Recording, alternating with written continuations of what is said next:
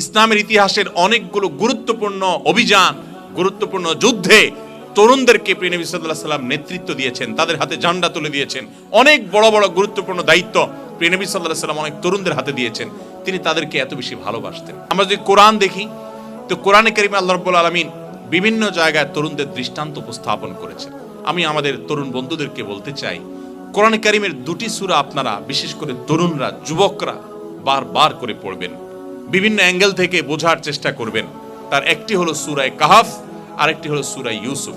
সূরা কাহাফে আল্লাহ রাব্বুল আলামিন কিছু যুবকের ঘটনা, ইতিহাস আমাদের সামনে তুলে ধরেছেন এবং তাদের সম্পর্কে বলেছেন, ইন্নাহুম ফিতিয়াতুন আমানু বিরাব্বিহিম ওয়াজিদনাহুম হুদা। তারা ছিল কিছু যুবক যারা পৃথিবীর ইতিহাসের এক বিরল নজির তারা স্থাপন করেছে এবং এমন এক ত্যাগের স্বাক্ষর তারা রেখেছে যে কোরআন সেই ইতিহাসকে উল্লেখ করেছে।